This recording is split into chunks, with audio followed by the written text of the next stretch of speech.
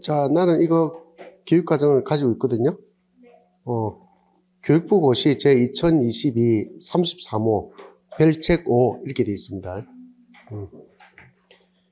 그 다음에 인강을 듣는 분들은 교육과정 평가원에 들어가면 교육과정을 받아볼 수 있고, 그 다음에 교과부에 들어가도 교육과정을 받아볼 수 있습니다.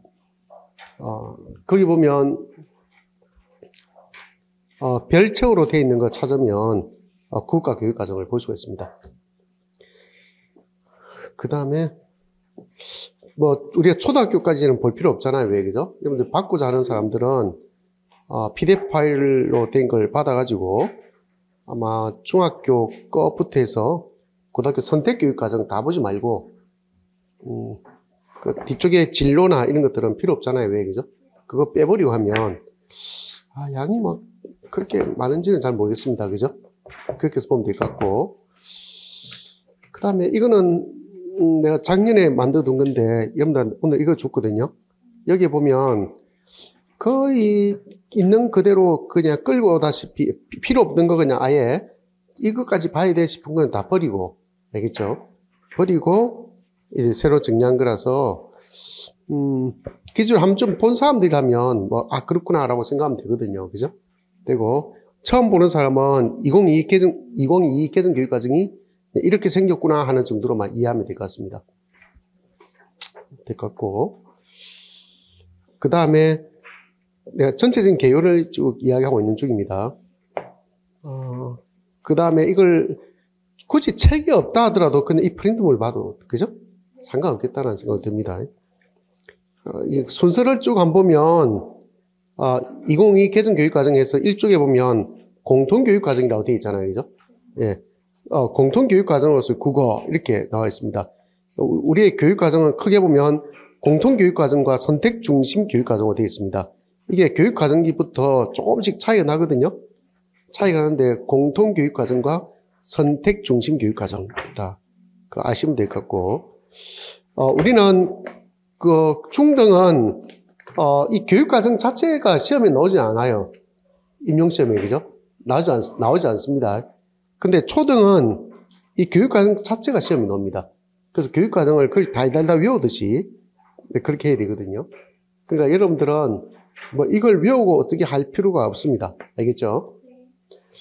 그 다음에 여러분들 지금 책을 가지고 있는 사람은 모르겠지만 책을 가지고 있지 않은 사람들은 있지 않은 사람들은 그냥 듣기만 하면 되는데, 책을 가지고 있는 사람들은 공통교육과정이 몇 년까지인지를 눈으로 확인할 수가 있습니다. 쭉 넘겨보면 몇 년까지라고 되어 있어요? 공통교육과정이 9학년까지입니다. 9학년까지. 아시겠죠? 그 중에 이제 내가 오늘 프린트물로 준 것은 그 중에 9학년 전체까지 아마 들어있을 거예요. 그죠? 9학년 전체에 들어있습니다. 네, 작년에 나눠줄 때는 그 수업 진도 나가는 것까지 해서 조금씩 만들어줬던 기억이 나거든요. 그런데 이거는 9학년까지 들어있습니다. 아시겠죠? 그러니까 이거 전체가 공통교육과정이라는 뜻이야.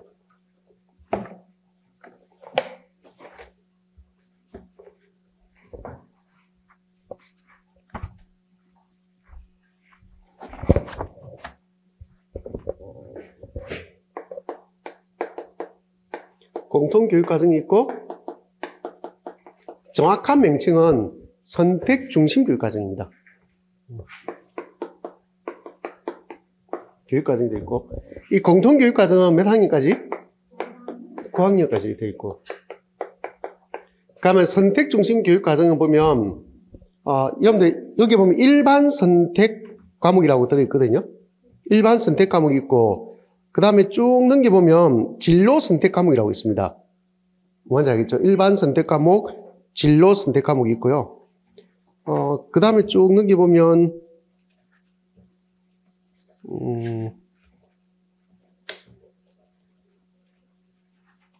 융합 선택 과목, 일반, 진로, 융합 선택 과목 많이 들어봤죠?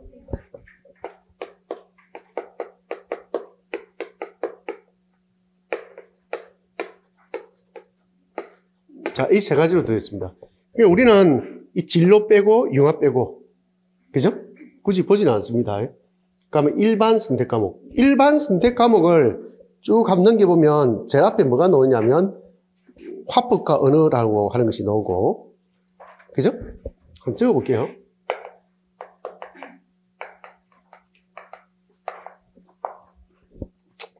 그 다음에 두 번째 나오는 게 독서와 작문이 나옵니다. 그 다음에 문학이 있고, 그 다음에 아닌데?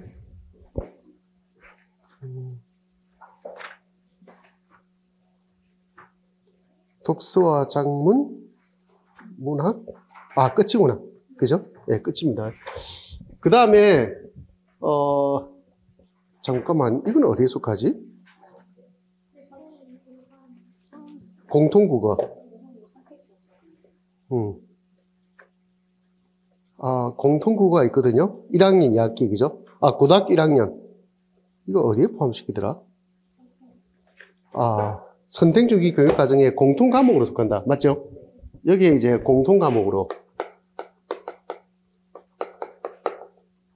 선택 중심의 공통과목으로 공통국어라는 게 있습니다.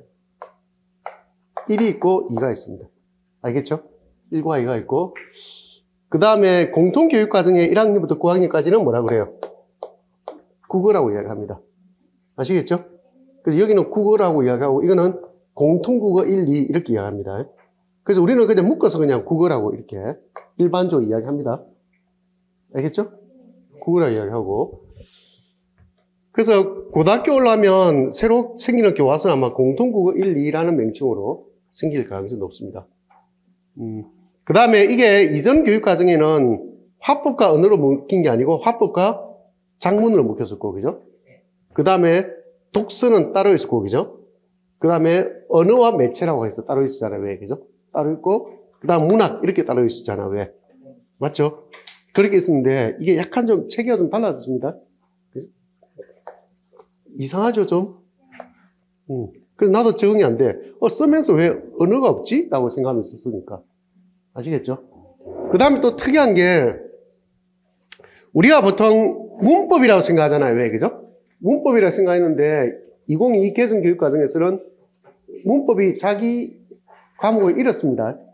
언어라는 명칭으로. 문법이 자기 과목을 잃었다. 이렇게 생각하면 돼요.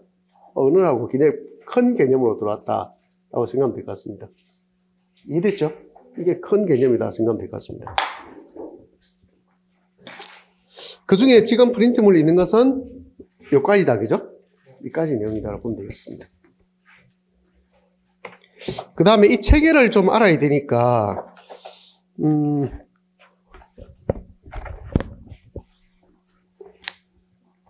자, 이게 지금 뭐냐 하면, 이 프린트물에는 없는데, 이게 교육과정을 제일 먼저 보시면 일러두기라는 게 있습니다. 이걸 꼼꼼히 좀 읽어보면 도움 되거든요. 되는데, 여기는 어떤 내용이 들어있냐면, 요 위에 일러두기에 이런 말이 있습니다. 목차 및 주요 용어의 의미에 대한 해설을 참고하여 교육활동에 활용하라. 이렇게 있거든요. 여기에 나와 있는 내용들이 전체의 체계이기도 하면서 그 체계상의 내용에 대한 설명들이에요. 이해됐죠?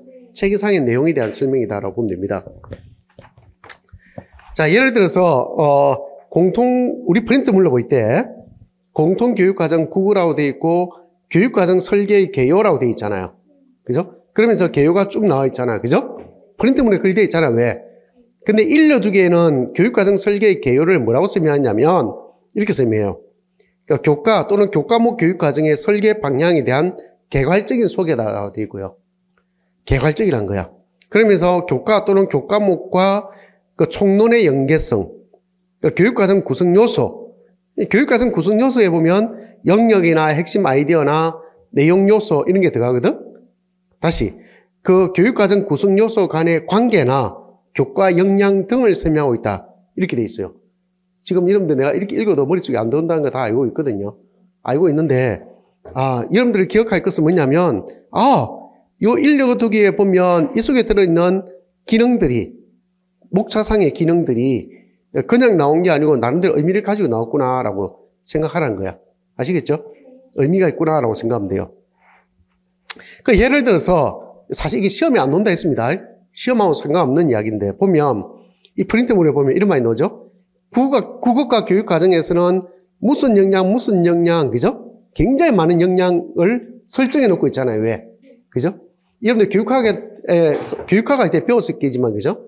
국어과에서, 그러니까 우리나라에 이제 그 영양이라고 들어온 게 이미, 시간적으로 한 10년 정도 됐잖아요. 이제 10년 좀 더 된 것 같은데. 그때 들어왔고, 그게 각 교과목별로 필요한 영양들에 대한 연구가 많이 이루어졌습니다. 한때는, 영양에 대한 것만 해도 학교마다, 그 영양에 대한 논문 발표 많이 했던 기억이 나요. 학교에 가면 그냥 영양에 대한 이야기 했던 기억이 납니다. 그러면서 국어과에 어울리는 영양이 뭔지에 대해서 계속 이야기했던 기억이 나요. 뭐 말인지 알겠죠? 이게 유네스코 산하에 있는 드세코 프로젝트라는 게 있었는데 그 드세코 프로젝트에서 처음 만든 게 이 영양의 개념이에요. 아시겠죠? 그걸 각국에 있는 교육 과정과 관련된 학자들이 각국에 있는 자기 나라에 맞는 역량을 가지고 간 거라고. 아시겠죠? 우리도 그렇게 해서 들고 왔는데, 들고 와서 보니까 그 과목별로 똑같이 그 역량을 이야기한다는 것이 말이 안 되는 거잖아. 맞잖아요. 강조점이 다른데. 그렇게 해서 각 과목별로 필요한 역량을 뽑아낸 거라고, 이게. 그죠? 뽑아낸 것이고, 그래서 나름대로 이제 학자들이 합의하에 만들어 놓은 국어과 교육 과정의 역량이 바로 이런 역량들이라고. 이해했죠? 네. 처음에 나왔을 때 이런 생각을 했죠. 아, 그래. 이 역량 중에 만약에, 디지털 미디어 역량이 있다라고 한다면, 그런 역량이 필요한다면 디지털 미디어 역량과 관련된 요소들이 쫙 넣을 거잖아요. 왜? 맞죠? 나오면 그 요소와 결합해서 교육과정 내용이 교육과정의 성취 기준, 그죠? 내용이 넣을 가능성이 높고, 그것을 또 구체적인 세부안으로 제시한 것들이 그 교육과정 성취 기준에 세부적인 내용 요소로 들어가겠구나. 아시겠죠? 그렇게 생각했단 말이야. 아시겠죠? 그랬는데, 여러분들 중에 2015 개정 교육과정은 공부해봤잖아. 해보면 알겠지만, 실제로 그랬나? 무슨 역량과 관련이 있다만 이야기만 있고, 실제로 그 역량을 적용시킨 경우는 없다. 무슨 말인지 알겠죠? 그렇게 된 거죠. 근데 그게 교사용 지도서를 봐도 전신에 무슨 역량이란 말만 있을 뿐이지 실제로 그것과 교육과정 내용을 구체적으로 접목시켜서 내용 요소로 제시하지는 못했다. 아시겠죠? 내 말의 의미는 뭐냐면 안 봐도 된다. 역량이 중요한 건 알겠는데 아무 의미 없는 역량을 제시하고 있는 것 같아요. 그런 이야기고요. 그럼 또 두 번째. 그래서 국어과에서는 총 6개의 역량을 제시하고 있대요. 그걸 쭉 설명하고 있는 것이고요. 그 다음에 그 밑에 내려와서 국어과 공통교육과정은 의 구성은 이렇게 된다는 거야. 성격, 목표, 내용체계, 성취기준, 교사학습 및 평가 이렇게 구성된다는 거예요. 알겠습니까? 이거는 이제 교육과정 내용체계예요. 이건 기억해둬도 괜찮습니다. 내용체계니까. 여기서 말하는 성격은 목적이거든요. 목적 차원이에요. 예를 들어서 그런 거죠. 예를 들어볼게요. 자, 국어과의 성격은 이런 것이다. 성격은 보세요. 만약 우리가 듣기, 말하기, 읽기, 쓰기, 그 다음 또 뭐 있어요? 그 문법, 그 다음에 매체까지 들어간다 칩시다. 매체에 해당되는 그 교육 내용을 공부하잖아요. 왜? 공부해서 이걸 성취하게 되면 그 다음에 뭐 할 수 있다는 거야? 성취하게 되면 예를 들어서 국어 문화 창달을 할 수 있겠지 라고 하는 것이 국가의 목적이라고. 그게 성격이라고. 예를 들어서. 근데 학습 목표에 보면, 국가의 목표에 보면 요 위에 있는 내용은 없죠? 없고 요 밑에 있는 내용만 있다고. 알겠습니까? 요 밑에 있는 내용만 있고 요 위에 내용은 없다. 왜? 목적이 목표보다 큰 개념이거든. 목표를 통해서 무엇을 하고자 하는가? 그게 바로 목적이거든. 아시겠죠? 그 어쩌면 구국가의 성격이 가장 포괄적으로 구국가를 규정짓고 있는 거라고 볼 수 있어요. 시험에 나오겠어요? 안 나오겠어요? 안 나오지. 7차 때는 달랐어요. 알아서 했어. 지금은 아니라고. 그죠? 예를 들어서 그런 거지. 나 예전에 임용 공부할 때, 그래도 이런 생각이 있었거든? 내가 구국가 교사가 되려고 하는데 구국가의 목표를 내가 알아야 되지 않나? 하면서 막 그때 국어와 국어 생활에 어떻게 쫓아가지고 다 배웠던 기억이 나요. 진짜. 내가 적어도 내가 국어 교사가 되려는 사람인데 국어 교육의 목표는 내가 기억하고 있어야 되겠다 싶어서 외웠던 기억이 나거든? 나 같은 이상한 사람이 없을 때, 나 같은 이상한 사람이 아니면 무시해도 된다고. 아, 그런 게 있구나. 알겠죠? 여러분들 학교에 가면 다 새로 뭐 짭니까? 학교 내 교육과정을 새로 짜지. 그렇잖아요? 그 본인들 짭니까? 다 뺏기죠. 뺏깁니다, 그냥. 그리고 기존에 해놓은 걸 그대로 들고 왔습니다, 그냥. 그렇잖아요, 왜? 다 그랬습니다. 의미 없다고, 특별히 그게. 그리 되는 거고. 그렇지만 이걸 알아라고. 순서는 성격이 나오고, 목표가 나오고, 내용체계. 우리가 눈여겨봐야 될 게 내용체계입니다. 내용체계 나오고, 성취 기준이라고 되어 있잖아요, 그죠? 이 성취 기준이 바로 뭡니까? 예, 지금은 성취 기준이라고 말을 쓰거든? 성취 기준이라고 말을 예전에는 뭐라 썼어? 그냥 내용이에요, 이게. 내용. 이게 바로 뭐가 돼요? 구체적인 목표가 돼요. 그리고 나도 모르게 이 성취 기준의 말을 쓰면서 나도 모르게 교육과정 그냥 내용 또는 목표란 말을 써요. 아시겠습니까? 씁니다. 그럼 여러분들 성취 기준을 어디서 보게 되냐면 예전에 자료들은요. 근데 여기 기간제 선생님들은 옛날에 뭘 봤을 거냐면 성취도 평가라는 걸 봤을 거예요. 봤나요? 성취도 평가할 때 뭐가 나와요? 성취 기준이 나옵니다. 성취도 평가할 때 성취 기준 나와요. 그죠? 그런 거 할 때 성취도 평가할 때 성취 기준 썼는데 이 말이 들어오게 된 것도 2015 들어왔어요. 내용이란 말 안 쓰고 뭐 했다고? 성취 기준이란 말을 썼어요. 자, 위에 보면 내용 체계란 말이 있죠? 다시 성격, 그 밑에 목표, 내용 체계란 말이 있잖아. 내용을 위한 뭐가 돼? 책이란 말이 돼요. 그러니까 그 밑에는 뭐가 와야 돼? 내용이 맞지? 근데 이 내용이 뭘로 바뀌었다고? 성취 기준으로 바뀌었다고. 이해됐죠? 그리고 실제로 이 내용이 뭐라고 할까? 목표라고. 구체적인 목표라고. 이거는 구국가의 목표고, 이거는 내용 체계에 들어가는 내용이니까 이 내용이 바로 뭐라고? 학습 목표가 된다고. 이해했죠? 학습 목표 되고. 그러면 그렇게 했으면 이 내용을 어떻게 가르칠까? 그게 바로 교사학습 방법이 되고, 그 다음에 이걸 어떻게 평가할까 한 것이 교사학습 평가가 되는 거라고. 이해했죠? 방법 평가해야 된다고. 이게 가장 FM이거든? 여태까지 그렇게 되어 왔단 말이야? 근데 지금은 살짝 달라졌어요. 보세요. 성격, 목표, 내용 체계 나오고, 성취 기준 나오고, 그 다음 뭐가 돼 있어? 교사학습 및 평가로 돼 있다고. 됐어요? 교사학습 및 평가로 돼 있거든요. 이게 바로 뭐라고요? 교사학습 방법, 이 평가를 묶어놓은 거예요, 그냥. 하나로 묶어놓은 것이다. 자, 그렇게 볼 수 있고요. 그리고 다음에 하겠지만 교사학습 방법과 평가는 작년에 일일이 하나씩 다 요약해서 정리해서 보니까 결과가 다 똑같아요. 똑같은 것이 내가 하고 있더라고. 왜 밑줄이 왜 똑같아? 라고 뒤에 알고 봤더니 밑줄도 비슷하고 똑같은 걸 내가 하고 있더라고. 그래서 내년에 진짜 다 없애버려야 되겠다고 그 생각했거든요. 자, 내용 체계는 어때요? 내용 체계는 학년에 똑같습니다. 상관없이 모든 학년이 똑같고요.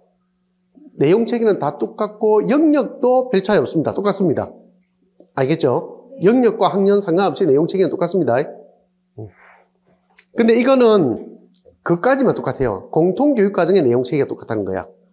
근데 공통과정을 넘어서서 여기는 공통국어 1, 2 가면 그게 맞는 내용체계가 다시 생깁니다. 아시겠죠? 그 내용체계는 다른데 뭐만 똑같다고? 공통교육과정의 내용체계는 똑같다. 이렇게 생각하면 됩니다. 그러면 내용체계를 보면서 뭘 알 수 있어요? 위계, 계열을 알 수 있습니다. 1학년부터 9학년까지 쫙 깔려 있으니까 내용체계에 맞게끔 교육 내용이 어떻게 펼쳐져 있는지를 알 수 있다고. 그 위계, 계열을 알 수 있다고. 아시겠죠? 그런 장점이 있습니다. 자, 그 다음에 밑에 보면 국가 공통교육과정의 영역은 듣기 말하기 이래 있죠, 그죠? 듣기 말하기 하나입니다.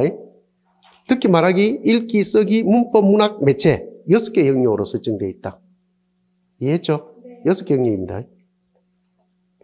이 국어과 영역, 6영역은 언어 사용의 실제성과 학습의 유기성을 고려하여 영역 간 연계성이 확보되도록 내용을 구성하였다. 실제성과 유기성을 고려했다. 이래 있죠. 이런 것들을 여러분들 어디서 배우냐면, 교육학 할 때 교육과정론에서 배웁니다. 맞죠? 그때 배우게 될 거예요. 일단 여러분들 머릿속에 뭐가 있어야 되는 거야, 그러니까. 듣기, 말하기, 읽기, 쓰기, 문법, 문학, 매체. 이게 있다는 걸 기억하는 게 중요한 거죠. 그죠? 매체가 따로 생긴 게 처음입니다. 우리나라 교육과정에서 매체가 새로 들어오게, 매체라는 말이 교육과정에 들어오게 된 것이 7차 때였어요. 7차 때 매체란 말이 들어오게 되었는데, 근데 들어왔지만 내용체계에 매체가 들어가지 않았거든? 뭐 하는지 알겠죠? 교육과정에 매체라는 것이 실제로 들어가진 않았다고. 근데 매체가 언제 들어왔어요? 07 개정에 들어왔습니다. 07 개정에 매체라는 것이 처음 들어와요. 아시겠죠? 매체라는 게 처음 들어왔다가 그 매체라는 체계가 없어지면서 각 영역 안에 매체가 다 들어갔죠. 말하기, 듣기, 읽기, 쓰기, 문법, 문학 안에 있잖아요. 매체가 새로 싹 다 들어갔다고. 들어갔다가 그 매체가 다른 영역과 별 상관없이 쓰이다가 이번에 드디어 매체가 하나 자리를 떡하니 차지하게 되었죠. 한 체계로서. 그죠? 매체가 얼마나 중요한지 알겠죠? 국어과가 매체를 다룬다는 것은 뭐가 되냐면 좀 이상해요. 이거 보세요.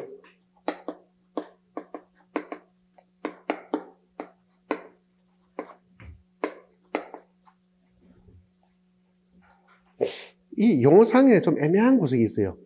내가 매체가 들어왔다 했잖아. 근데 처음에 이제 국어과에 내용체계가 들어왔을 때, 내용체계상으로 매체가 들어왔을 때, 그때 용어가 뭐냐면, 언어 매체였어요. 이해됐습니까? 언어 매체란 게 처음 들어왔다고. 좀 이상하지 않아? 용어가? 좀 이상한 거야. 왜냐면, 언어도 매체인데, 맞잖아요. 언어도 매체고 매체인 거야, 그냥. 매체라는 것이 뭔가 내가 소통하기 위해서 있잖아요. 소통하기 위한 도구가 되는 것은 다 매체잖아. 근데 언어도 매체라고 그러면, 그죠? 근데 또 매체라는 도와. 이 용어가 이상하다고 우리가 그때 공부하는 친구들끼리 서로 또 노미한 교수님도 이거 놀리고 그랬다고. 말도 안 되는 소리 하고 있다고. 그런데 이제 여기서 언어가 쏙 빠지고 매체가 된 거야. 아시겠죠? 그래도 이상해요. 아까 내용체계상 보면 뭐도 있다 했어요, 아까. 여기에. 언어라는 게 존재하잖아. 맞잖아요. 그럼 언어는 또 매체가 아니냐고. 안 맞다고 뭔가가. 맞죠? 체계상으로도 안 맞고, 이 용어상으로도 뭔가 좀 안 맞는 듯한 느낌이 좀 들어요. 그죠? 그 다음 또 예를 들어서, 매체가 들어오면, 국어과에서 매체가 들어오면 국어과의 목표가 좀 이상하다고. 내용이. 국어과에서 매체에 뭘 가르쳐야 될지 애매하다고. 그죠? 내가 볼 때는, 개인적으로 볼 때는 이게 영역만 쓸데없이 넓힌 느낌이 들어요. 왜 그런 이야기를 하냐면, 자, 내가 작년에 여러분한테 뭐라고 이야기했냐면, 이랬을 거예요. 이게 7차 교육과정에서, 그 다음에 07 개정이 올 때, 그때 그 중간에 어떤 논의가 있었냐면 이 무렵에 국가 영역을 줄이자는 논의가 있었어요. 통합하자 하는 논의가 있었고, 이때 통합하자는 논의의 핵심이 뭐냐면 쉽게 말해서 듣기, 말하기, 읽기, 쓰기만 있으면 되잖아, 국가는 하는 논의가 있었다고. 그래서 이게 실제로 이 논의대로 99% 갔어요. 마지막에 뒤집혔어. 왜 뒤집혔냐면 여러분들 듣기, 말하기, 읽기, 쓰기라 하니까 뭐가 붙는 것 같아? 여러분들이 아는 문법 문학이 없어진 것처럼 보이잖아. 그죠? 근데 국어교육학자들은 어떻게 생각했냐면, 아니, 문법 문학도 듣기, 말하기에 넣으면 되잖아. 맞잖아요. 말하기에 넣으면 되잖아, 문법 문학을. 그럼 읽기, 쓰기도 문법 문학을 넣으면 되는 거잖아. 어차피 영역은 듣기, 말하기, 읽기, 쓰기지. 그렇게 이야기했단 말이야. 근데 우리나라 여러분들 사대에서 실제로 교수들 보면 비중을 보면 국어교육학자는 한두 명 있을까 말까 하는데 문법 전공자, 문학 전공자도 무지 많잖아. 그 사람들 파워가 너무 큰 거야, 국어과에서. 그래서 그쪽에서 들고 일어난 거죠.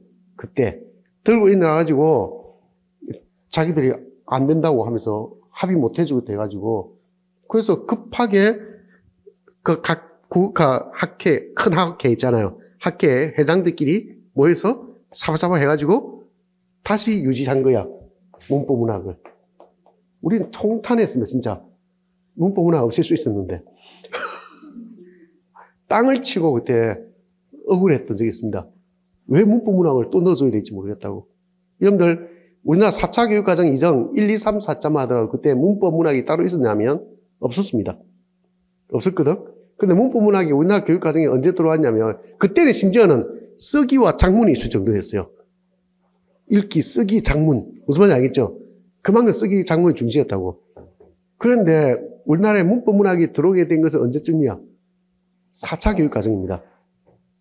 4차 교육과정에서 학문 중심 교육과정이 들어오면서 국어과 영역을 세 가지로 나눴잖아. 그죠? 그게 바로 뭐였어요? 언어학, 국문학, 수사, 이 세 가지로 들어왔다고. 뭐가 알겠죠? 이 학문 중심 교육 과정에서 일 들어온 거잖아. 4차 교육 과정 때. 그러니까 이제 그 이전에는 뭐 국어학이라든지 언어학 개념이 없었거든, 교육 과정에. 근데 이때 처음 들어왔어요. 그러다가 이제 5차 들어오면서 학문 중심 교육 과정은 브루너에서 시작된 거잖아. 그죠? 안 맞다, 우리 국가에 있어서. 너무 지식만 가르친다 해갖고 이걸 바꾼 사람이 노무현 교수님이란 말이야. 그 유학 갔다 오셔가지고. 그래서 바꾸려고 하니까, 보세요. 그 당시에는 말하기, 듣기, 읽기, 쓰기, 이렇게 펼쳐 놓았는데, 이 들어온 것을 어떻게 할 수가 없었는 거야. 그러다 보니까 뭐가 들어갔어요? 문법, 문학이 들어온 거예요. 그래서 6개 영역이 된 거야. 3개 영역이 6개 영역이 된 것이죠. 이때 이후로는 없애지를 못했어요. 7차 때도, 6차 때도, 7차 때도 계속 오게 된 것이죠.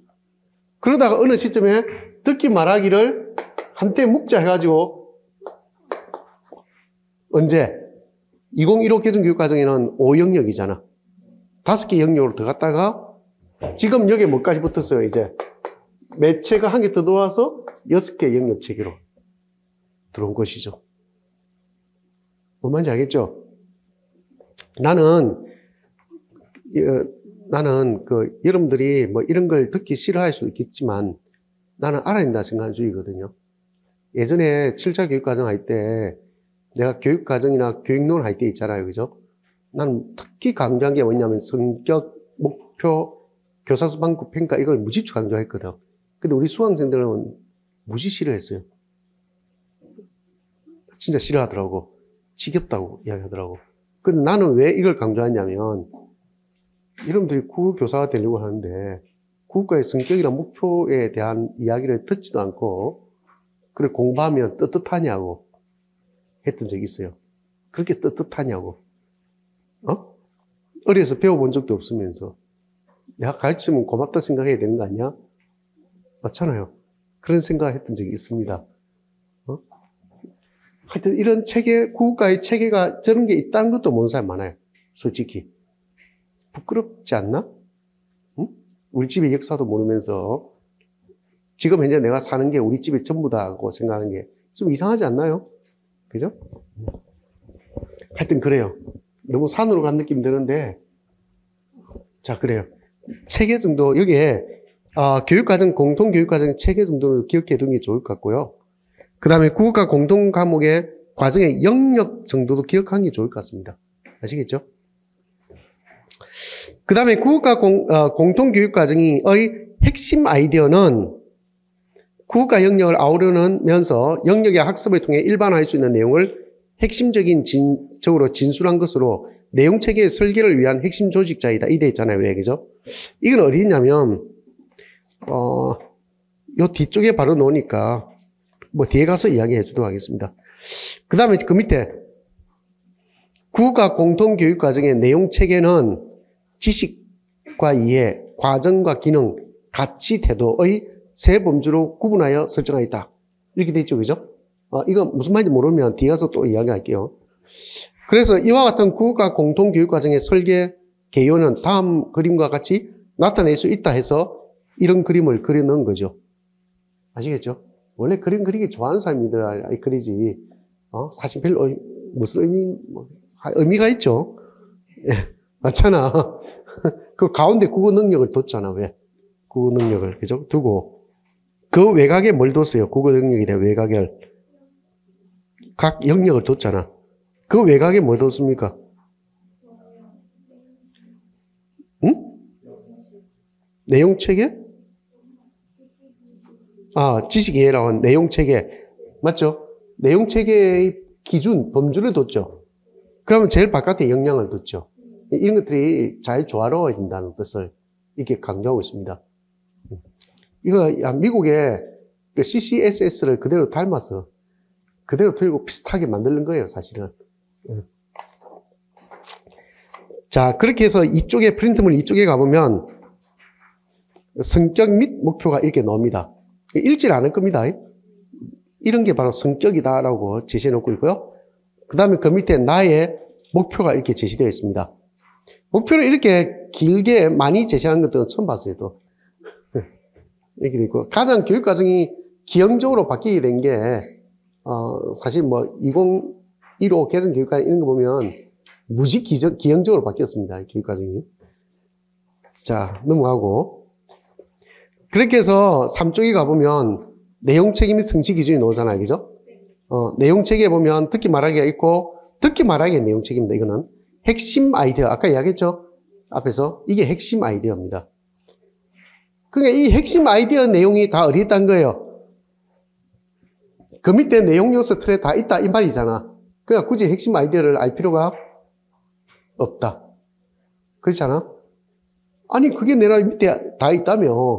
근데 굳이 이걸 알 필요가 있어요?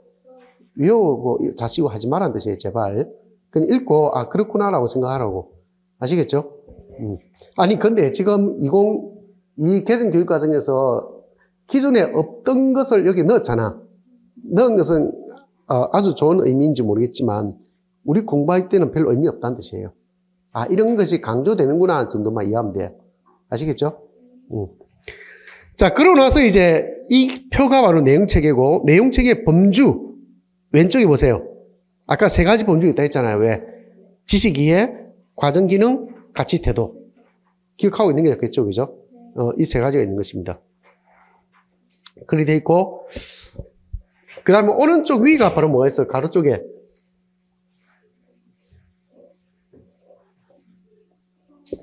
학년이 있죠. 내용 요소에 학년. 그죠? 이 공통교육과정이니까 아까 9학년까지 돼 있잖아요. 왜? 그죠? 그리고 이게 묵히는 것은 뭐라고 해요? 1, 2, 3, 4, 5, 6, 1에 묵히는 것은 뭐라 그래? 학년군이라고 합니다. 학년군. 그렇게 설정된다.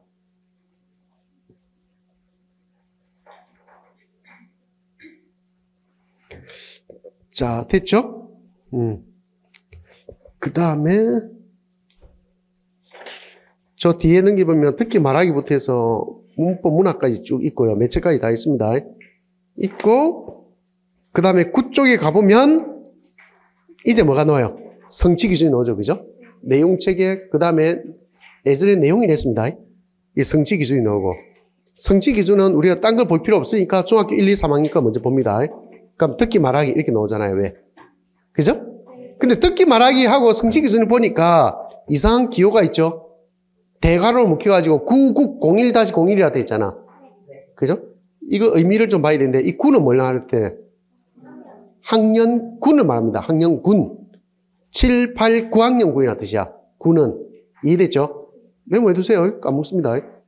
학년군이라는 뜻이고요. 그 다음에 국은 교과명입니다. 국 하는 것은 교과명이고요. 01은 영역입니다. 영역. 이 01이 듣기 말하기라는 뜻이에요.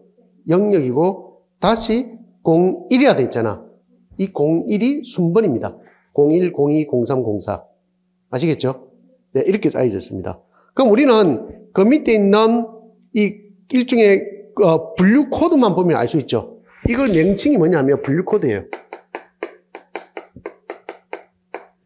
분류 코드라고 이야기합니다. 이것만 보면 대강 알 수 있다. 아시겠죠? 어떻게 되어 있는지. 학년군, 교과명, 영역, 순번순으로 되어 있다는 걸 알 수 있습니다. 자, 그렇게 해서 이제 듣기 말하기부터 해서 쭉 나오다가 11쪽에 가보면 전체 체계를 먼저 보는 거예요.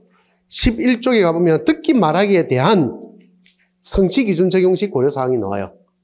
아시겠죠? 듣기 말하기에 대한 성취 기준 적용시 고려사항이 나오고, 그게 제법 기나? 바로 그 뒤에 가면 읽기 나오죠? 읽기가 나오고 또 읽기에 대한 뭐가 나와?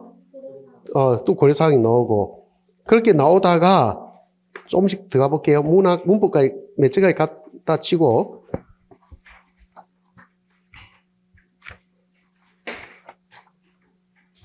그러면 23쪽에 갑니다.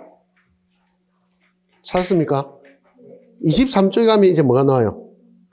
교사학습 및 평가 나오는 거예요. 교사학습 및 평가. 됐죠? 그 교사학습 및 평가는 아까 공통교육과정에 있는 듣기, 말하기, 읽기, 쓰기, 언어, 매체라는 게 있잖아요. 문법 매체, 그죠? 이 전체에 대한 뭐가 돼요? 교사학습 및 평가되는 거야. 이해되죠? 평가되는 것이고, 그 안에 보니까 교사학습이 있고 가가 교사학습이잖아요. 왜? 그럼 나가 뭐겠어요? 평가되겠죠. 교사학습과 평가. 요 밑에 이제 교사학습과 평가가 된다고. 이해됐죠? 평가. 아까 내가 얘기했잖아. 아까 원래는 이제 성격, 목표, 내용 체계, 내용, 교사학습 방법, 평가 이 들어간다 했잖아요. 왜? 그죠? 그걸 요렇게 여기 왔어야 세부적으로 이렇게 나눠놓았다고. 아시겠죠? 그렇게 나눠지고, 그 다음에 교사학습도요. 양가를 1번에 보면 교사학습의 방향이 있고, 그 뒤에 넘기면 교사학습 방법이 있습니다. 방향과 방법이 있고요. 또 평가도 역시 평가의 방향이 있고 평가 방법이 있습니다. 이해됐죠? 조금 복잡해 보이겠지만 그렇게 설정되어 있습니다. 예전에 비하면 복잡하게 된 게 맞습니다. 굉장히 복잡하게 해놨어요. 왜 이런지 난 모르겠어요. 자, 그렇게 짜였습니다. 자, 지금까지 내가 이야기한 내용은 여기 일려두기라고 있거든요. 이거 하나 날 복사해줄까? 여러분 집에서 출력해야 되고, 그죠? 여기 보면 쭉 순서대로 쭉 다 되어 있거든요. 아시겠죠? 그럼 각각에 해당되는 그 기능들도 이게 잘 설명해 놓고 있습니다. 아시겠죠? 예. 되고. 그럼 다시 또 들어가겠습니다. 일단 우리는 성격 및 목표 했다. 그죠? 했고, 이제는 뭘 보냐면 3쪽에 내용 체계 및 성취 기준이라 해서 첫 번째 내용 체계 자체를 보도록 하겠습니다.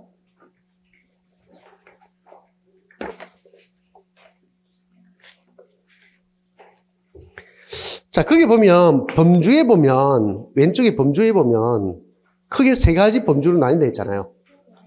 지식 이해, 과정 기능, 가치 태도 이렇게 있거든요. 뒤에 쭉 한번 넘겨보세요. 읽기, 쓰기 다 똑같은지. 다 똑같죠? 예. 똑같을 수밖에 없죠. 내가 아까 이야기했잖아. 모든 영역의 내용 체계는 동일하다 했잖아. 그죠? 똑같습니다, 전부 다. 똑같고, 그 다음에 뭐만 다르냐면, 그러면 내용 체계상으로 볼 때, 이 큰 범주는 똑같는데, 이 큰 범주에 딸려있는 이 세부적인 범주는 어떻게 될까? 이 세부적인 범주는 달라요. 왜 다를까? 영역이 다르니까 당연히 다르겠지. 맞죠? 영역이 다르니까 당연히 다르다. 이걸 내가 뭐 굳이 외우라 소리 안 합니다. 아시겠죠? 이 상식적으로만 이야기 바랍니다. 그러면 첫 번째 나와 있는 지식 이해와 과정 기능은 어떻게 다를까?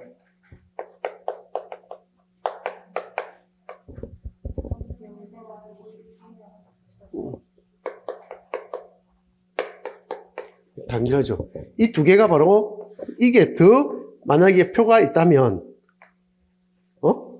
표가 더 있다면 지금 이렇게 나뉘잖아요. 범주가 그죠? 그럼 이쪽에는 뭐가 와야 돼? 인지적 교육 내용이 와야 됩니다. 이게 인지적 교육 내용이고 자, 그 밑에 태도 있잖아요. 가치 태도. 이게 바로 뭐가 돼요? 정의적 교육 내용입니다. 정의적 교육 내용이 이렇게 온다고. 됐죠? 그러면 이제 우리가 이걸 묶어서 이제 교육 내용이 되는 거죠. 그죠? 그걸 묶는 다음에 교육 내용이 된다고. 저렇게 되는 거예요. 이것을 학년별로 어떻게 하겠다는 거야? 다 살펴보겠다. 이 되는 거죠.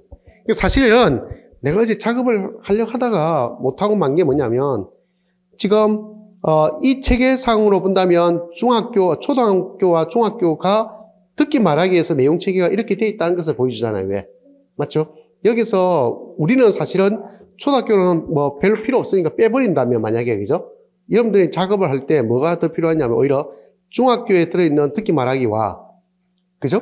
그 다음에 공통교육과정에 공통국어 있잖아. 공통국어의 또 내용 체계상 왼쪽에 범주가 꼭 맞지 않다 하더라도 다루는 것과 다루지 않은 것을 명확하게 구분할 수 있거든요. 표를 만들어 보면. 그거 하고 한 단계 더 나가면 뭐가 있었을게? 응? 아까 선택 교육과정 있잖아. 선택 중심 교육과정이에요. 아까 화법 있죠. 화법과 언어 있었잖아요. 왜? 그 화법에 해당되는 내용을 요 옆에 맞춰 넣으면, 적어도 우리 국어과에서 다루는 크게 보면 듣기 말하기고 화법 같은 거잖아요. 왜, 그죠? 그 범주에서 다루는 중고등학교 내용은 이런 거구나 하는 걸 한눈에 볼 수가 있죠. 그렇게 표를 다 모아 놓으면. 내 말 이해하시나요? 예, 그러면 이게 학년별로 강조되는 지점을 여러분들 찾아낼 수가 있어요. 학년별로 강조되는 지점. 알겠죠? 찾아낼 수 있고요. 그 표를 만약에 초등학교하고 같이 비교해 본다면 예를 하나 들어볼게요. 같은 담화 유형이라 하더라도 지금 3쪽입니다. 하더라도 지식 이해해 보면 담화 유형이 있잖아요. 왜? 거기 보면 1학년은 초등학교 1, 2학년은 대화 발표가 있었고 3, 4년 대화 발표 토의가 있고 5, 6학년은 대화 면담이 새로 들어왔고, 그죠? 그러니까 발표, 토의, 토론이 새로 들어왔죠. 그죠? 이 들어왔고. 중학교 과정하면 그 이전에 없던 뭐가 들어왔습니까? 연설이 새로 들어왔다고. 중학교 과정에서 연설이 새로 들어왔구나. 그러면 만약에 연설이 들어왔다면 초등학교 1학년부터 중학교까지 똑같이 하는 것은 대화죠. 그죠? 대화의 내용을 여러분들 찾아보면 적어도 그 이전에 배웠던 모든 내용들을 다 밟고 올라온 것이 바로 뭐란 거야? 중학교의 대화라는 거 알 수 있죠. 그런 계열을 살펴볼 수 있다고. 이해됩니까? 그런 계열성을 확인할 수 있지 않을까. 그죠? 그런 거. 그 다음에 각 학년별로, 학년군에서 똑같은 대화를 하더라도 강조된 지점이 있다고. 저 때는 저런 것들이 강조되어 왔구나. 그러면 여러분들 시험 공부할 때 같은 대화를 하더라도 초등학교 과정에서 강조되었던 것을 빼버리면 뭐만 남아요? 이제 중학교 이상의 과정이 남는 것이죠. 그러면 그게 더 강조되겠구나. 그렇게 볼 수 있다고. 이해했습니까? 예, 그거는 이제 전제가 바로 뭐예요? 그 이전의 과정을 다 안다는 전제에서 그렇게 찾아보면 되겠죠. 그죠? 근데 시간 없으면 굳이 할 필요가 없는 게 어차피 우리는 성취 기준을 다 봐야 되니까, 확인해야 되니까. 맞잖아요. 우리한테 깔려있는 성취 기준대로 보면 됩니다. 나는 뭘 강조한 거야? 그 계열성이라는 의미에 대한 이야기를 해준 것이고. 이해했죠? 네, 그렇게 보면 되고요. 그 다음에 겹쳐 있는 것 중에서 중학교와 공통교육과정의 공통국어하고, 그 다음에 흔히 우리가 그냥 심화라 합시다. 그죠? 화법하고 의 연계를 가만히 살펴보면 공통적인 게 뭐 있고 차이가 뭔지를 확인할 수가 있습니다. 이해했죠? 네, 그렇게 보면 됩니다. 자, 그 다음에 아까 이야기하려고 하다 말았는데 이 지식과 이해는 여러분들 알고 있다시피 이건 맹제적 지식이란 말이야. 그죠? 맹제적 지식은 안다에 대한 지식, 행동동사, 부르며 한다면, 그죠? 행동동사가 이는 뭐라 되어 있어요? 주로 뭐뭐심을 안다. 학생들 입장에서 본다면 알 수 있다에 해당되는 거. 그죠? 그게 여기에 해당되고, 그럼 과정과 기능은 뭐뭐 할 수 있다. 뭐뭐 학생들 입장에서 본다면 뭐뭐 할 수 있는 것. 아시겠죠? 할 수 있다와 관련된 것은 많잖아.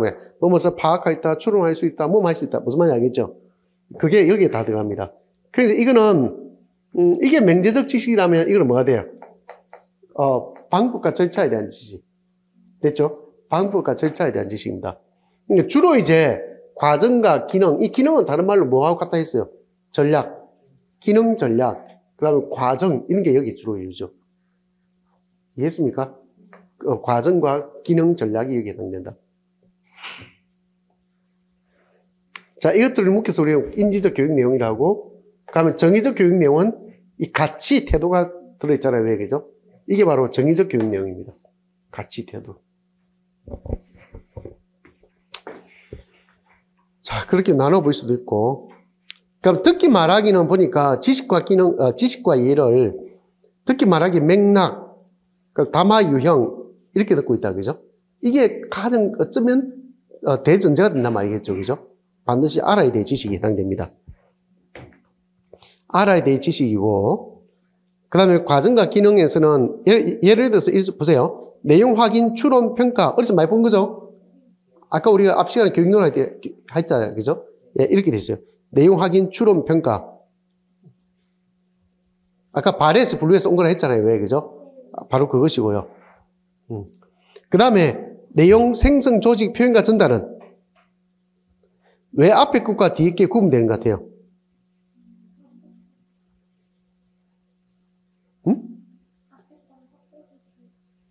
듣기와 말하기 차이죠. 그러니까 앞에 있는 내용 확인, 추론, 평가는 이해 영역의 내용 체계를 했잖아요. 이해. 요 듣기 말하기니까 뭐가 되겠어? 듣기에 해당된 내용 체계라고 이게. 맞잖아요. 그 다음에 내용 생성, 조직, 표현과 전달은 뭐가 돼? 말하기의 내용 체계라고. 내용 체계라기보다는 과정이 되겠죠. 그죠? 과정이 됩니다. 상호작용은 뭐가 될 가능성이 높아? 이 두 개가 동시에 이루어질 때 상호작용이죠. 말 그대로 듣기 말하기일 때 상호작용이 이루어집니다. 됐죠? 여기까지는 인지적 과정이죠. 맞잖아요. 초인지는 어디에 있어요? 그 밑에 점검과 조정이 있죠. 그게 초인지적 작용이 여기에서 이루어집니다. 점검과 조정에서. 그래서 듣기 말하기 과정과 전략에 대해 점검 조정하기 이렇게 돼 있잖아요. 그죠? 어떻게 짜여진지 알겠죠? 자, 그 다음에 정리적 영역에 가보니까 가치 태도가 있다. 그죠? 흥미, 효능감, 적극적 참여, 노다가 중학교 오면 뭐가 됐어? 성찰, 공감적 소통 문화 형성, 이런 말들이 들어옵니다. 확실히 지금 교육과정은 정의적 영역에 대한 내용이 조금 더 달라진 것 같아요. 이전의 교육과정과 비하면 좀 달라진 면이 있습니다. 자, 나는 지금 뭘 했냐면 전체 틀을 이야기하고 있는 겁니다. 이 틀을 알아야 되니까. 아시겠죠? 그걸 이야기했고요. 그 다음에 우리가 뭘 보느냐면 이 듣기 말하기 틀 속에서 중학교 과정에 뭐가 있는지 한번 봅시다. 일단 6개 영역에 담화 요행이 들어있다. 그죠? 뭔가 이거 이상 더 배울 거는 어디 있을 것 같아? 더 배워야 될 거는 뭐가 빠진 것 같아요? 회의는 어차피 토의고, 협상이 안 보이지 않냐? 협상. 협상 말고는 없죠?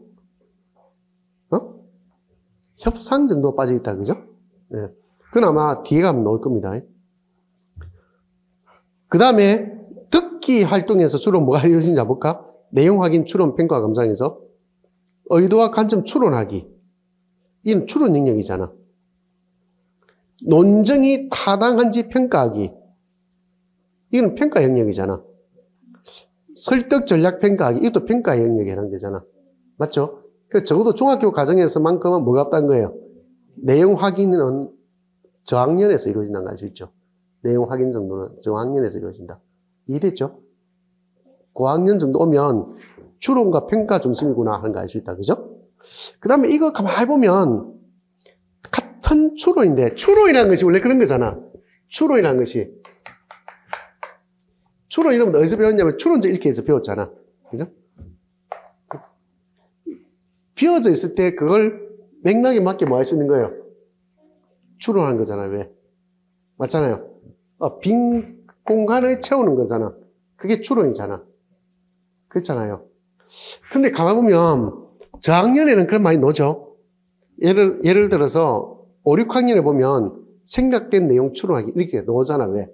그죠? 근데 중학교 정도 오면 그게 아니고 의도와 관점 추론하기예요. 누군가가 말을 한단 말이야? 저 말의 의도와 관점이 뭐야? 그걸 추론하는 거라고. 약간 수준이 더 높아지죠? 예. 그러니까 여러분들 머릿속에 뭘 빼면 된다는 거예요? 생각된 내용 추론 같은 거 빼라고. 그게 간단하니까. 이해됐죠? 그런 걸 알고 수 있고. 그 다음에 지금 교육과정에 뭐가 있냐면 2015, 지금이 아니죠. 2015 교육과정에는 논증이 들어가 있잖아요. 왜? 그 시험에 넣었고. 그죠? 근데 2022는 한 단계 더 나아가서 논증이 타당한지 평가하는 게 나와요. 논증이 타당해? 내 작년에도 이거 이야기한 것 같은데, 이제 시험에 어떤 논증이 사용되어서 이게 묻는 게 아니고, 시험에 그렇게 나왔잖아. 여기 사용된 논증 방법이 뭐냐? 이렇게 시험에 나왔잖아. 이제 시험에 넣으면 뭐가 돼? 이 논증을 쓰는 것이 타당해? 이렇게 들어간 거지. 이해했습니까? 한 단계 더 나간다는 걸 알 수 있습니다. 마찬가지예요. 뭔가를 설득할 때 설득 전략을 쓰잖아. 왜? 설득 전략을 쓰는데 한 단계 더 나가서 설득 전략을 평가하는 거야. 아시겠죠? 수준이 더 높아진다는 걸 알 수 있습니다. 그러니까 이런 것들을 기억하고 있으면 우리가 공부할 때 예측할 수 있는 거야. 공부할 때 이런 것들이 중시되었지 하는 식으로 있잖아요. 시험에 넣으면 한 번 더 눈여겨본다고. 그걸 이 비슷하게 넣으면 그때 교육과정에서 설득 전략 평가기라고 수준 더 높였는데 여태까지 시험에는 뭐가 넣었어? 설득 전략이 뭐냐 시험에 넣었지. 설득 전략을 평가하는 거 시험에 넣지 않았잖아. 뭔지 알겠죠? 예. 그게 수준이 더 높아져요. 그 다음에 두 번째 거 내용 생성, 조직, 표현과 전달해 보면요. 당연히 담화 공동체 고려하는 거 있어야 되고 자료 재구성하는 것도 있어야 되겠지만 여기에 구성하게 보면 체계적으로 내용 구성하기도 당연한 거 아니야 이거? 특별한 내용이 없단 말이야. 근데 그 밑에 거 보세요. 반론 고려하여 논정 구성하기란 말이 들어가요. 그냥 논정을 구성하는데 상대가 여기 대해서 어떤 반론을 쓸 것인가를 고려해서 논정을 구성하는 거야. 훨씬 더 수준이 높아졌죠. 그래서 훨씬 높아졌다. 근데 하는 말을 잘 들어보라고 여러분들 무슨 말인지 알겠죠? 그냥 단순히 말하게 할 때도 논정을 구성하는 것이 아니고 뭐라고? 반론을 고려하면서 논정을 구성하라 되어 있어요. 실제로 내가 왜 새로 바뀌는 교과서에 대한 기대가 크냐면 이런 것들을 문제를 내고 싶어도 텍스트 구하기 힘들어요. 내 혼자 역량으로는. 알면서도 쉽게 문제를 못 내. 근데 이제 교과서가 나오면 분명히 교육과정과의 관련성이 1순위일 가능성이 높죠. 금인정 교과서의 여러분들 금인정 교과서는 검정 기준이라는 게 있어요. 검정 기준이라는 것이 있거든? 그 기준에 부합하지 않으면 검정 교과서 못 돼요. 이 이제 전국에 있는 이제 뭐 교사나 안 그러면 내 주변 사람들이 교과서 검정하는 많이 가던데 어쨌든 현직에 있는 교사들 중에서 학위가 있는 사람들 있잖아. 이 정도 되는 사람들이 교과서 검정하는 많이 들어가요. 그럼 어딘가에 이제 호텔 저 시골에 있잖아요. 그죠? 근데 딱 그냥 잡아가서 그러면서 신변을 보호해 주면서 있잖아요. 그냥 검증 기준에 맞게끔 교과서에 검증하라 해. 그럼 자기 나름대로 딱 평가를 해보는 거야. 검증위원들이 모여가지고. 심지어는 예를 들어서 그런 것도 해요. 그 파일을 맞춤법 검사지에 돌려봐요. 돌렸을 때 맞춤법 맞지 않아도 잘라버려요, 심지어는. 그럼 자기들이 판단할 때 이 제일 중요한 게 교육과정과의 연계성이거든. 그래서 실제로 교육대학원에서 석사 논문 제일 많이 노는 게 그걸 알기 때문에 석사 논문에 뭘 많이 썼냐면, 이제 앞으로 2022 개정 교육과정이 너무 아마, 비슷한 논문이 아마 수도 없이 넣을 거야. 뭐가 관련된 건, 주제가 너무 좋잖아. 교과서와 교육과정과의 관련성. 이게 뭐냐면, 교육과정 실행과 관련돼 있어요. 그걸 교육과정 실행이라 하거든? 응? 그 관련된 논문들이 수도 없이 나온다고. 여러분들 다음 대학 가면 있잖아. 합격하면 바로 교대원에 가세요. 가서 바로 이제 하면 이 논문을 써도 늦지 않아요. 금방 씁니다. 그렇지 않으면 어렵다고요. 어렵다니까. 생각보다 여러분들 교대원도 논문 쓰기는 쉽지가 않아요. 자, 어쨌든 그게 되는데, 뭐 이야기하다 만나? 검증 기준의 제일 첫 번째 기준이 뭔지 아나? 아까 얘기했잖아. 교육과정과의 관련성이에요. 그죠? 그러면, 교과서가 넘고 교사형 지도서가 나오고 하잖아요. 왜? 그러면 지금 여기 있는, 교육과정 내용 책에 있는 내용 있잖아요. 성취 기준의 내용이 실제로 예문을 가지고 풀린다고. 그걸 보면, 이제 모의고사 문제 내기 쉽겠지. 그렇지 않을까? 그런 기대를 하고 있습니다. 자, 그 다음에 상호 존중하며 표현하기 이런 것들은 볼 이유가 없잖아. 그죠? 그 밑에 말하기 불안해 대처하기 이것도 이제 2번 넣었잖아. 그 다음에 상호작용이 들어가 보니까 목적과 상대에 맞는 질문하기 이런 것들은 자세히 받을 필요가 있겠죠. 질문하기는. 그죠? 그 다음에 그 밑에 있는 내용 중에 특별히 볼만한 내용 있나? 딱히 눈에 안 띄죠? 공감적 반응 정도? 눈에 띄고, 그죠? 나머지 눈에 띄는 게 없습니다. 끝이죠? 맞잖아. 자, 오늘 첫날이고 하니까. 자, 그래서 우리가 지금 눈여겨 범직한 내용은 이런 게 있단 말이야?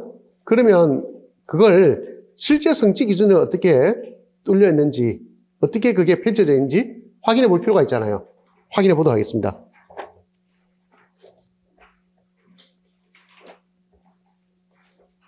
자, 9쪽으로 넘어갑니다.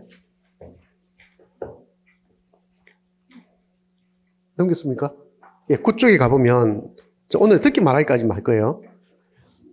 자, 01-01 화자의 의도와 관점을 추론하며 든다라고 되어 있잖아. 이게 성취 기준입니다. 되어 있고, 이 성취 기준이 이렇게 되어 있습니다. 첫 번째가 성취 기준 설정의 취지가 나와 있어요. 이 성취 기준을 왜 설정했는지 취지. 나는 밑에 대괄호에서 설명이 나왔잖아. 왜? 여기까지가 취지다라고. 그 다음에 두 번째는 학습 요소가 나와 있습니다. 이 학습 요소를 교육과정에 언급하고 있는 것은 7차 때 이후로 처음이에요. 7차 교육과정 때 이 학습 요소를 제시했었어.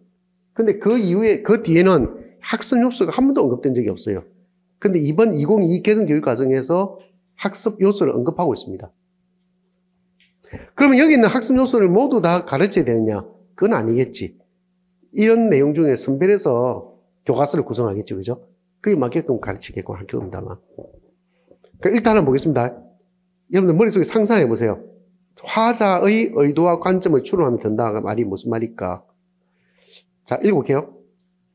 담화의 맥락을 고려하여 담화에서 표면적으로 드러나지 않는 숨겨진 요소를 추론하며 들음으로써 담화의 내용을 깊이 이해하는 능력을 기르기 위해 설정했다.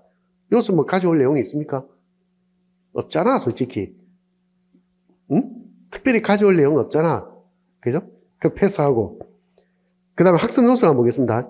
일상의 대화 상황에서 상대의 발화 의도 추론하기. 아까 성취 기준에 의도 있었죠, 그죠? 의도 추론 있었고.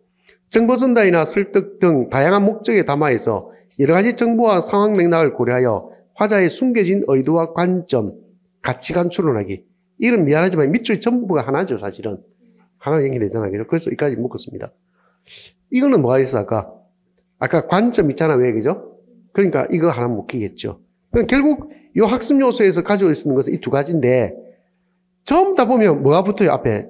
공통적으로.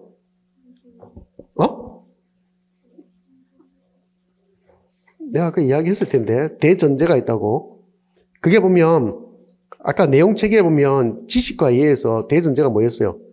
맥락이라 했잖아요, 왜? 대전제가 맥락이에요. 그러니까 모든 요소에 다 뭐가 들어가요? 맥락이 들어간다고. 그 맥락이 상황 맥락과 사회문화적 맥락이 들어간다고. 아시겠죠? 그러니까 밑에도 보면 다 뭐가 들어있어요? 맥락에 대한 이해가 다 들어간다고. 그럼 이쯤 되면 여러분들 우리 머릿속에는 그냥 추론하면 듣는 게 아니고 뭘 생각해라. 특정한 맥락에서 의도도 추론해야 되고 관점도 추론해야 되는구나. 뭐 이런 생각이 들지 않아요? 그죠? 특정한 맥락에서 의도와 관점을 추론해야 되는구나. 그러면서 들어야 되는구나. 이런 생각할 수 있다고요. 자, 9901-02는 설득 전략을 비판적으로 분석하면 된다라고 했는데 특별한 학습 요소를 제시하고 있지는 않다. 그죠? 그래서 이거는 어떻게 하든 교과서를 구성하는 사람들이 역량이 다 달라지겠죠. 그다음 세 번째, 듣기 말하기 방식의 다양성을 고려하여 듣고 말한다. 이렇게 되어 있습니다. 자, 별로 읽고 싶지는 않은데, 자, 두 번째 거 한번 보겠습니다. 두 번째 점에. 자, 여러분들 담화 공동체라는 말이 있잖아요. 왜, 그죠? 이 다르게 말하면 언어 공동체가 될 거잖아요. 왜? 맞죠? 쉽게 우리 사회 공동체라고 볼 수 있습니다. 공동체에 따라서 듣기 말하기 방식은 다양하지. 방언을 친다면 뭐가 될 가능성이 높아? 사회 방언 정도 되겠죠. 맞잖아요. 그런 관점에서 접근하면 돼요. 사회 방언 정도의 관점에서. 실제 그런지 밑에 한번 찾아보겠습니다. 듣기 말하기 방식이 영향을 미치는 요인으로 세대, 성, 직업, 지역, 공동체의 관심사나 이해관계, 공동체의 언어 문화와 관습 등이 있음을 이야기. 그래, 뭐 있지 이런 거. 맞잖아요. 특히 말하기 영향을 미치는 요소에 이런 게 있잖아요. 왜? 그 다음에 개인에 속한 집단이나 공동체에 따라 특히 말하기 방식이 다양함을 이야기. 그래, 다를 수 있잖아. 왜? 그럼 세 번째, 특히 말하기 방식의 다양성에 대한 존중이 긍정적인 관계 형성과 유지에 기여함을 이야기. 그럴 수 있잖아. 아까 우리 관계에 대한 이야기 할 때, 그죠? 내가 그 얘기 들었잖아. 왜? 특정 환경에서는 서로 상대에 높이다가 또 다른 특정 환경에서는 그냥 편하게 말씀도 했잖아. 왜? 그죠? 다 인간이 있죠. 그 다음에 서로 다른 특히 말하기 방식을 이해하고 존중하는 태도 형성하기. 그 나머지는 별로 의미 없죠. 맞잖아요. 그러니까 이 내용도 따지보면 깊이 있게 공부할 거리가 안 된다는 거 알 수 있죠. 그렇잖아요. 왜? 내용이 아주 복잡한 건 아니잖아요. 그죠? 그 다음 네 번째.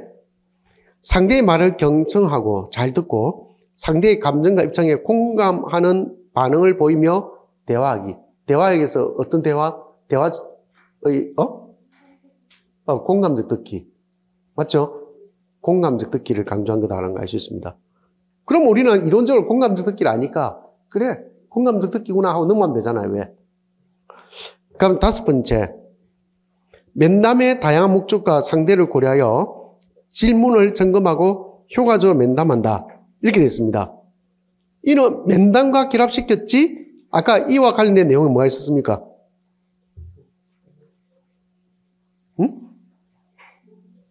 아까 질문과 관련된 내용이 있었던 것 같은데? 목적과 상대에 맞는 질문하기 있잖아. 왜? 상호작용에서. 그죠?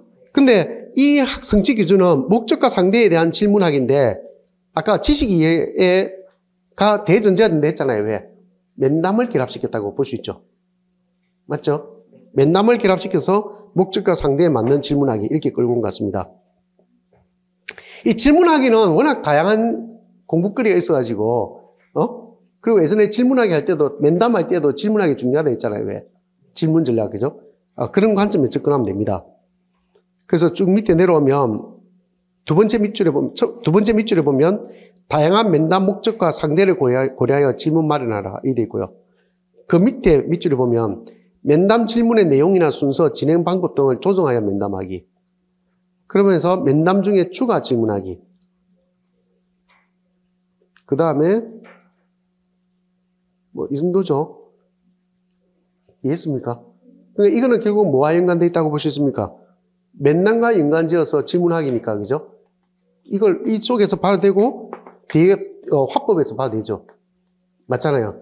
면담에서 봐도 되는 그런 내용이란 알 수 있습니다. 뭐 면담하면 질문하기니까. 10쪽에 가보면 이 재구성하여 발표한다 했으니까 이것도 말하기죠, 그죠? 눈으로 쭉 보세요, 여러분들. 특별한 거리가 있는지.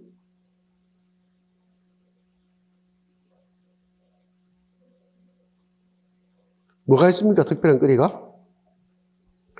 여기는 일단은 발표 내용을 도입, 전개, 정리로 나누어서 정리부로 나누어서 체계적으로 구성하고 적절한 설명 방법을 활용하고 청중이 이해하기 쉽게 발표하고 뭐 어쩌고 저쩌고 많이 나오는데 특별한 거리가 없죠. 이것도 그냥 뭐 하는 거예요. 이것도 담화 유형으로서 뭐만 중시되고 있는 거예요? 발표만 중시되고 그죠? 맞잖아요. 담화 유형으로서 발표만 중시될 뿐이라고. 그 다음에 토의는 대안 마련하고 문제 해결하고 이것도 뭐 토의만 강조될 뿐이죠. 그 다음에 8번째는 이것도 토론에서 토론이라는 것을 들고 와가지고 타당한 논정을 구성하고 논리적으로 반박한다라고 되어 있잖아요. 왜 그죠? 앞쪽에서는 뭐라고 되어 있냐면 이게 반론을 고려하여 논정 구성하기라고 되어 있다고. 맞죠? 그러니까 론이라고 하는 것은 어디에 있는 거예요? 제시된 건 논. 이 주장하기에만 논이 있잖아요. 왜? 그래서 논설문의 구성은 어떻게 되어 있어요? 아니, 논설문은 글 구성이 어떻게 돼요? 서론, 본론, 결론. 그게 논이라고. 주장이라는 뜻이거든요. 그러니까 토론이 가장 적절하겠죠. 그죠? 그 이야기입니다. 그래서 토론을 가지고 반론을 고려하여 타당한 논정을 구성하고 있는지 구성하고 논리적으로 반박한다. 이게 돼 있어요. 이거는 타당한 논정을 구성하고 논리적으로 반박하는 내용하고 반론을 고려하여 논정 구성하기는 맞지가 않아요. 이게. 맞잖아. 다른 내용이잖아. 아니 반론을 고려하여 논정 구성하는 거하고 타당한 반론을 이 앞에 있구나. 반론을 고려하는 내용 있네. 나 그걸 안 봤어요. 제대로 들어갔다 그죠? 자, 두 번째 거 밑줄 한번 볼까? 토론 논제에 대한 찬성과 반대 입장별로 각 입장을 뒷받침하는 이유와 근거 마련을 하기. 상대방이 제기할 수 있는 반론을 고려하여 논정 구성하기. 이 하나에 딱 다 들어있다 그죠? 그 밑에 밑줄. 논정 구성 요소들이 타당한지 비판적으로 분석하고 하여 반박하기. 논정의 논리적 전개 과정에서 논리적 허점이나 오류가 없는지 여기는 공부할 분량이 진짜 많구나. 맞잖아요. 이 8번째 성지 기준은 공부할 거리가 너무 많습니다. 실제로 우리가 토론할 때 공부했던 내용이 다 들어있네. 중요한 내용들이. 맞죠? 다음에 이게 교육과정에 이 교과서로 펼쳐지면 무지 공부할 거리가 많겠네, 이거는. 그런 생각이 들고요. 그 다음에 9번째는 뭐가 있어요? 갈등을 조절한다 돼 있거든?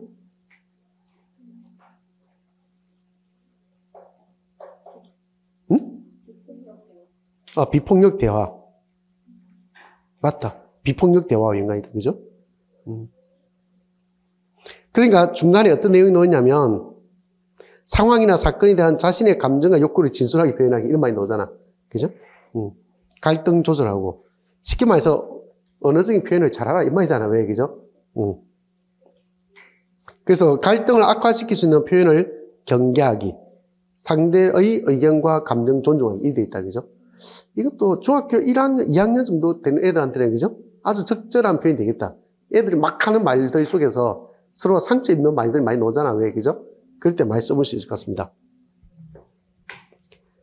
그 다음에 10번째는 언어 폭력의 문제에 대한 이야기를 하고 있다. 그죠?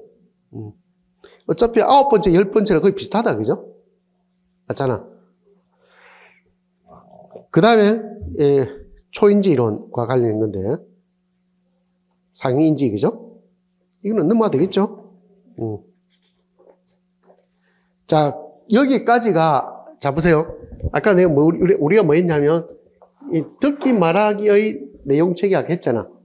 했고, 그 듣기 말하기의 내용 체계에 해당되는 이 내용 있잖아요. 왜, 그죠? 내용이 실제로 어떻게 성취 기준으로 패치되어 있는지를 확인했죠, 금방. 확인했고, 이 성취 기준에 대한, 설정 이유는 뭐 딱히 볼 필요 없을 거고, 그죠? 그러니까 내용 요소를 통해서, 내용 요소를 통해서 뭘 봤어요? 아, 이 성취 기준에 도달하기 위해서 이런 것들을 활동을 하는구나 하는 거 알 수 있다, 그죠? 그건 우리가 확인해 봤습니다. 아시겠죠? 그걸 통해서 거꾸로, 아, 이 성취 기준은 이런 점에 주의하면서 보면 좋은 내용이 되겠다. 중요한 성취 기준이다, 아니다. 그걸 확인할 수 있다, 그죠? 예, 그런 것 같습니다. 그러고 나서 이제 11조에 가보면 좀 전에 했던 듣기 말하기와 관련된 성취 기준 적용 시 고려 사항이 쭉 제시되어 있습니다. 이거는 밑줄만 쳐놓은 것처럼 보이지만 그런 의미는 아니고 하다 보니까 어떻게 그리 된 건데 요약해 놓은 거잖아요. 왜? 맞죠? 요약하다 보니까 밑줄만 많아진 것처럼 보이는데 그런 의미는 아니고 여러분들 작년에 내 교육과정, 모의고사 들어본 사람 알겠지만 모의고사에 보면 뭐가 돼 있어요? 위에 문제 있고 그 채점 기준 채점 기준표에 보면 채점 기준이 나오고 그 밑에 뭐가 나와요?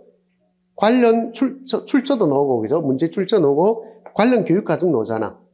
관련 교육과정에 보면 해당되는 2022도 내가 제시했잖아. 왜?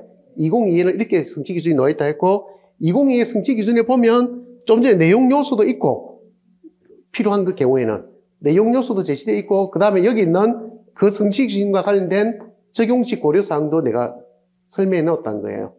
아시겠죠? 그러니까 이거는 성취 기준 적용시 고려사항은요 앞에 했던 내용 체계 성취 기준과 관련해서 봐야 돼요. 연관되는 것끼리. 예를 한 들어 보겠습니다. 세 번째 가볼까?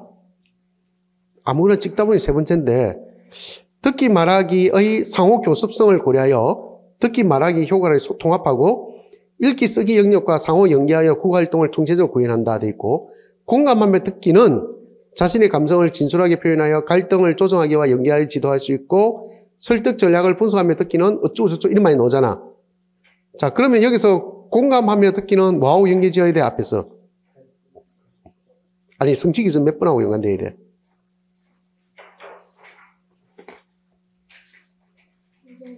네 번째 거 아닌가?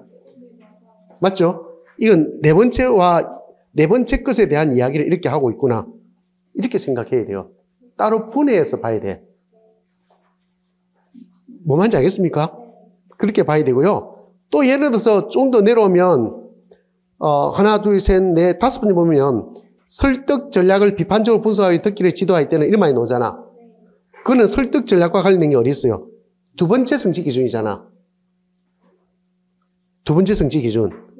두 번째 성취 기준은 내용, 학습 요소도 없잖아. 근데 그 내용을 볼 때 연설을 비롯하여 일상에서 접할 수 있는 다양한 강연, 광고 등을 활용함으로써 비판적으로 어쩌고저쩌고 하고 무슨 능력을 갖춘다라고 돼 있잖아요. 왜? 이게 도움되고 안 되고 떠나서 이렇게 좀 풀어놓은 것도 있구나라고 생각하면 돼요. 뭐 말인지 알겠죠?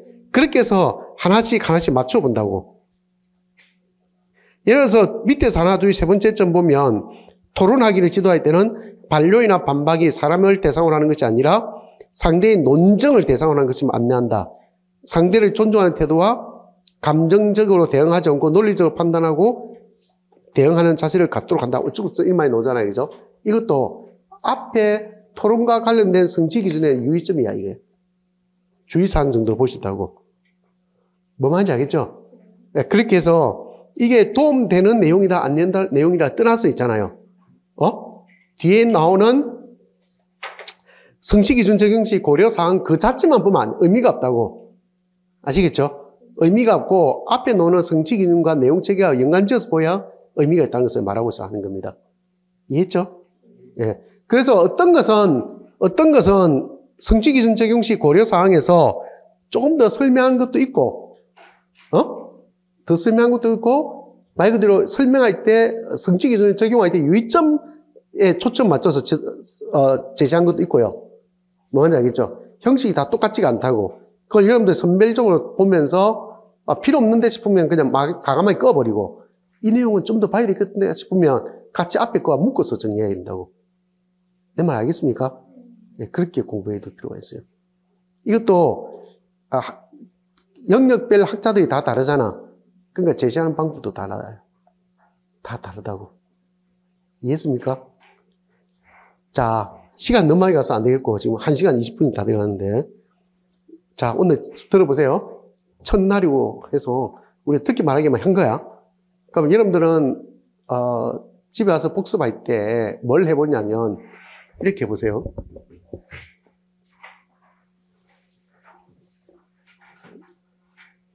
특히 말하면 해보는데, 자, 첫 번째 내용 체계가 있잖아. 그죠? 내용 체계가 있으면 사실은 이 내용 체계를 가지고 와서 뒤에 정리한다는 것이 무슨 의미가 있을까? 우리는 체계를 보는 게 아니잖아. 그죠? 그렇게 생각하면 내용 체계 이런 것이 있어라고 하는 것을 우리가 봤잖아. 맞잖아요. 봤고, 내용 체계에 이런 세부 내용이 있구나 하는 것도 알게 되었잖아. 그죠? 그러면 우리는 그 정도 선에서, 그래, 성취기준 내용 체계에 저런 게 있어서 하는 정도로 그냥 끝내버리세요. 뭐 하는지 알겠죠? 너무 깊이 있게 볼 생각하지 말라고. 그냥 그런 게 있구나 끝내고. 그러니까 두 번째, 여러분들 집에서 정리를 해볼 거는 이거죠. 그러면 우리한테 진짜 필요한 것은 뭐밖에 없어요?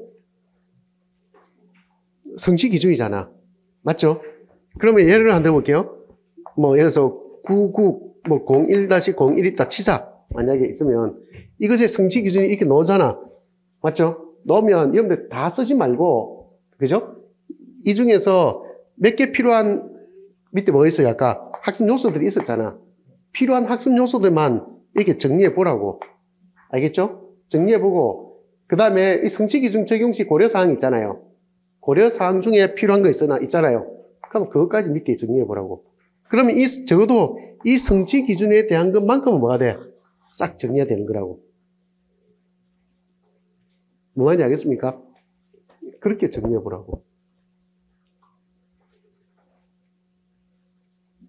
뭐 말인지 알겠죠? 이걸 그렇게 정리하지 않으면 뭔가 대단한 체계를 세우겠다고 표 만들고 하면 더 골치 아파요. 이 성취 기준 자체에 대한 이해만 하면 되니까. 내 말 이해했습니까? 그렇게 해보세요.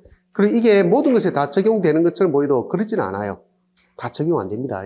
하다 보면 해보면 압니다. 한번 해보라고 하는 이야기예요. 한번 해보라고. 이해됐죠? 그렇게 해보면 뒤에 이제 화법까지 쭉 일반 선택교육과정까지 다 넣으잖아. 다 넣으면 이제 영역별로 같이 묶어보면 되겠죠. 그죠? 같이 묶어서 공부하면 될 거잖아. 왜? 이해했습니까?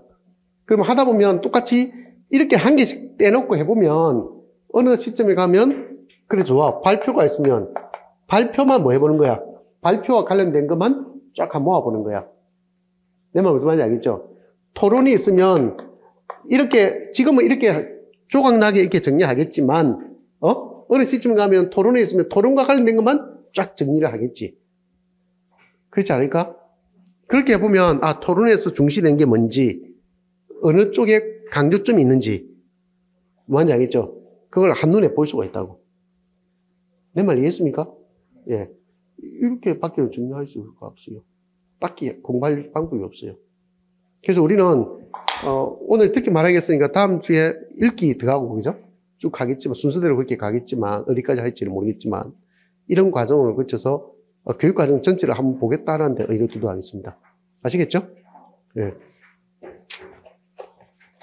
여러분들 작년에 한번 같이 공부했지만 또 작년에 여러분들 가지고 있는 배경 지식과 올해 배경 지식이 다르니까 그죠?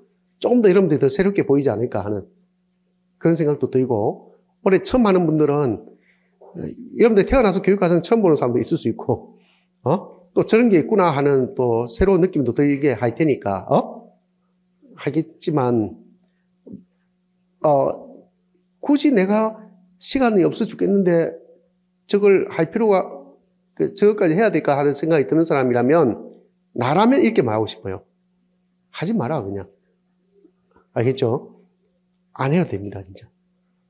해야 되겠다 생각하는 사람 하면 됩니다. 이해됐죠? 왜냐하면 그렇게 해서 저게 꼭 시험에 나오고 안 나오고 보장이 어딨어.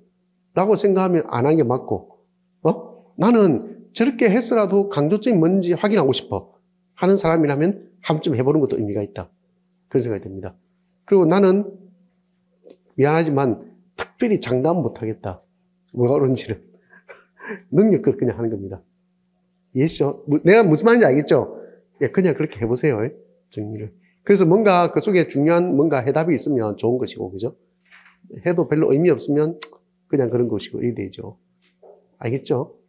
근데 분명히 공부를 해보면 의미는 있습니다. 그렇게 해보면. 강조점이 분명히 넣을 테니까. 자, 여기까지 하겠습니다. 자, 교육과정과 관련된 것은, 다음 주에 또 만나도록 하겠습니다. 고맙습니다.